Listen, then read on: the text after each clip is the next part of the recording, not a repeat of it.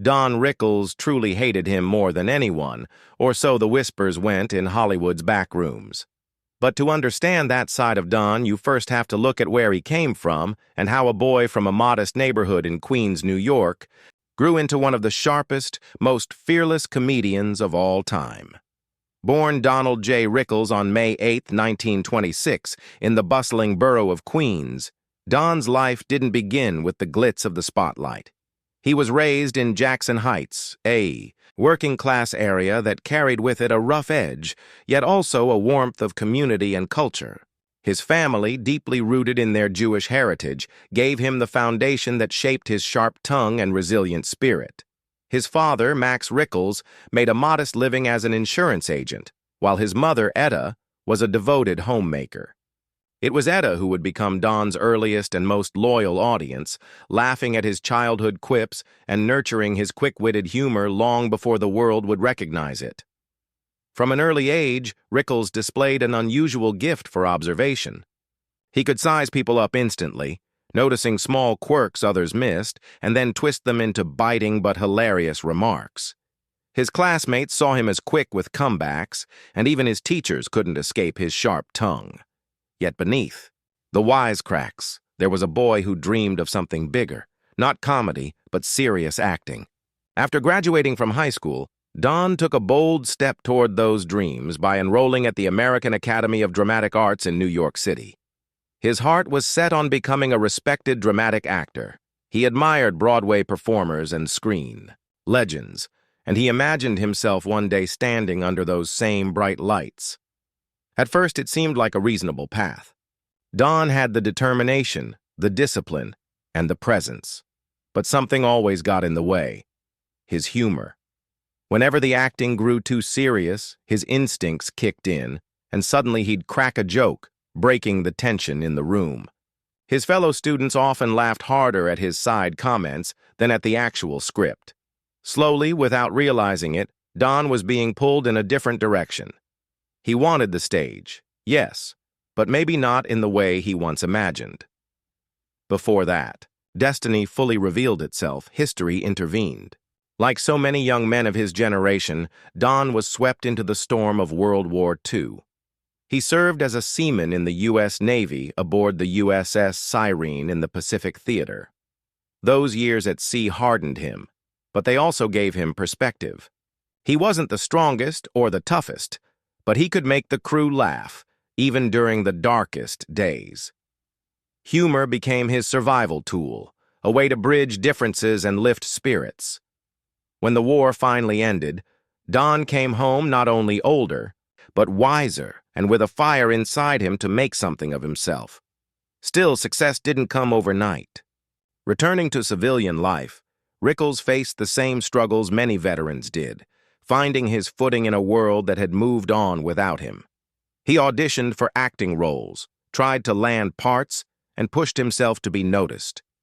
But the doors of Broadway and Hollywood didn't open easily.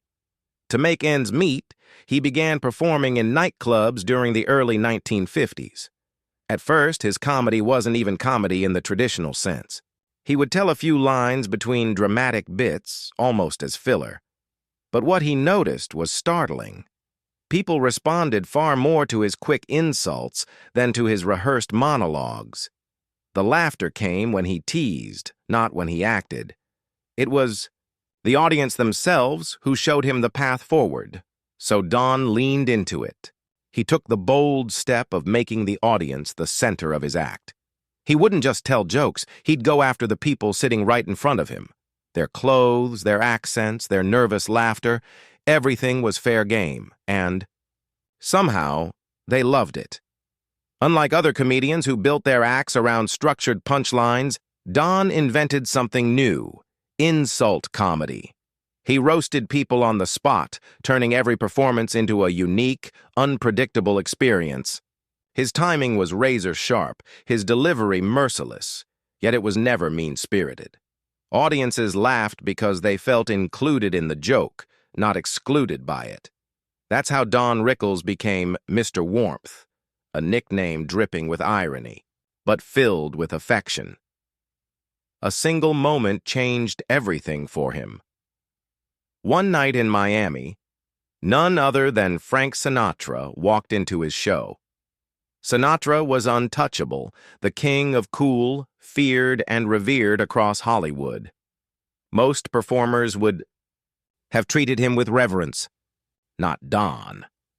Spotting him in the audience, Don quipped, "Make yourself at home, Frank. Hit somebody." The crowd froze, waiting for Sinatra's reaction.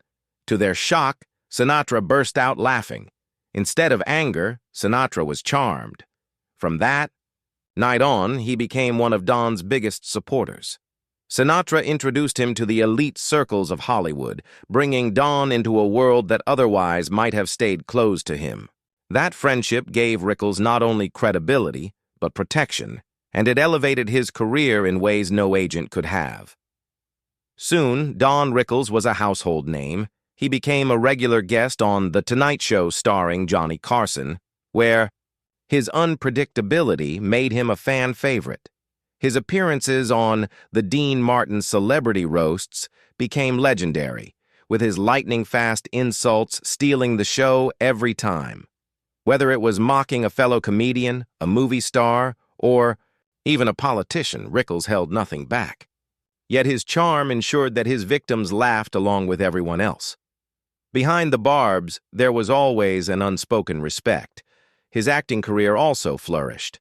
In 1958, he appeared in the war film Run Silent, Run Deep, alongside Clark Gable and Burt Lancaster, showing his range beyond comedy. Later, in 1970, he starred in the war comedy Kelly's Heroes with Clint Eastwood, delivering a performance that balanced his biting humor with real character depth.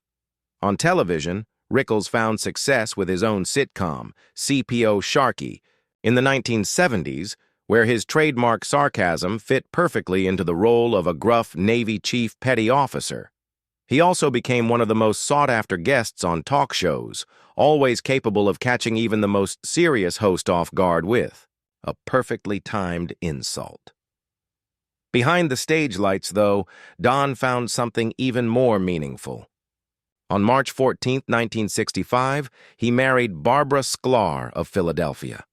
Unlike the fleeting romances so common in show business, their marriage endured for decades, becoming one of the most grounding aspects of his life.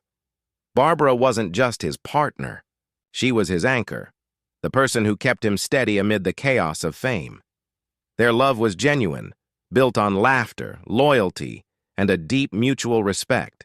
Together, they raised 2 children, creating a family life that balanced the sharp-tongued performer the world saw with the warm husband and father his loved ones knew at home.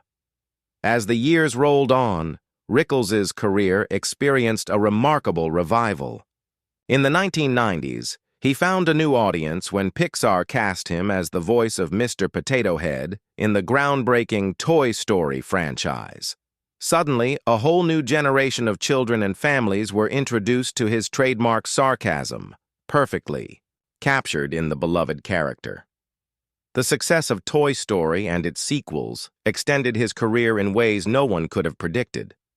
He became a part of animation history, beloved by fans who had no idea of the decades of comedy he'd already given the world. Even as he aged, Don never slowed down. He continued touring well into his 80s, performing in Las Vegas, Atlantic City, and theaters across the United States. Crowds still flocked to see him, eager to experience a style of comedy that was unapologetically old school. Unlike many of his contemporaries who adjusted their acts to fit modern sensibilities, Rickles never watered down his material. He trusted his audiences to understand that his humor came from a place of love, not cruelty. That trust paid off, keeping him relevant even in a world that had changed drastically since his first nightclub gigs. Looking back, it's clear that Don Rickles left an indelible mark on entertainment. He wasn't just another comedian, he was a pioneer who redefined what stand-up could be. He taught audiences that it was okay to laugh at themselves, that humor could unite rather than divide. And though his style might not suit today's carefully measured culture, the affection behind his words ensured that he was remembered not as cruel, but as courageous. When people reflect on Don Rickles today, they see more than just the king of insult comedy. They see a man who dared to be different, who stood fearlessly in front of the most powerful people in the world and made them laugh at their own expense. They see a husband, a father, a performer who gave everything he had to his craft. And they see a legacy that continues to echo every time someone cracks a sharp one-liner and gets away with it. Don Rickles may have roasted the world, but in the end, the world loved him for it. Don Rickles was never just a comedian on a stage. He was a man defined by the company he kept, and some of the most important relationships of his life came from the very people he roasted mercilessly. His friendship with Frank Sinatra was legendary, but it didn't stop there. He was embraced by an inner circle of stars who understood his humor.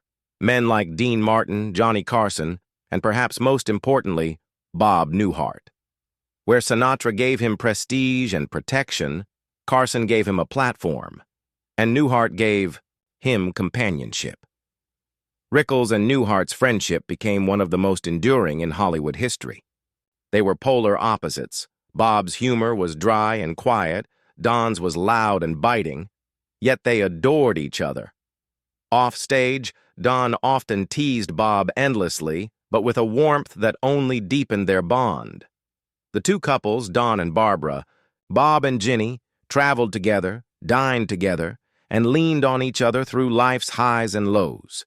To this day, Newhart has described Rickles not just as a friend, but as family. Of course, in a career built on insults, not everyone took kindly to Don Rickles. For every celebrity who laughed along, there were those who bristled at being the target of his sharp tongue. Some actors felt humiliated rather than honored, and a few never forgave him. There were even whispers of backstage tensions, where certain performers demanded he be kept away from them on roasts or talk shows. The truth is, Don never truly hated anyone, but there were times when his act created lasting friction. He could spar with Clint Eastwood on a set and still leave the crew wondering if the insults were jokes or genuine barbs. He pushed boundaries that others dared not touch, and while most admired his courage, a few quietly resented it. That was the double-edged sword of Rickles' style. The same words that made him beloved could also sting too deeply. Yet those who knew him behind closed doors saw an entirely different man. Away from the spotlight, Don Rickles wasn't the aggressive insult comic. He was gentle, deeply loyal, and remarkably generous. Friends often said he was the first to pick up the phone when someone was hurting. He cared about people in ways the public never saw, always making time for those close to him. Colleagues who expected to meet Mr. Warmth often left surprised, describing him as soft-spoken and even shy in private. He adored his wife, Barbara, leaning on her for advice and support, and he doted on his children. He was a man of tradition who valued family dinners, old friendships, and the small comforts of a stable home life. The sharp-tongued giant of comedy was, at heart, a devoted husband and father. As the years went on, time began to catch up with him. In his later life, Don faced health struggles that slowed his body but never dimmed his spirit. Even as frailty set in, he refused to stop performing. Audiences would watch him walk slowly onto the stage, but the moment he spoke, the old fire came roaring back. His timing, his wit, his daring, all remained intact. Fans marveled at how a man well into his 80s could still command a room, with nothing but a microphone and a fearless tongue. Yet behind the laughter, the toll of age was undeniable. His beloved Barbara stood by him through it all, her presence a constant source of strength. When she passed away in 2021, 4 years after Don's own death, those who knew them said she had simply followed the love of her life. Don Rickles' passing in April 2017 sent a wave of sadness through Hollywood and beyond. At the age of 90, he left behind a world that was both grateful and heartbroken. Tributes poured in from every corner of the entertainment industry. Bob Newhart mourned the loss of his lifelong friend. Jimmy Kimmel delivered an emotional tribute. On late-night television, struggling to hold back tears as he recalled how Don had become a mentor and father figure to him.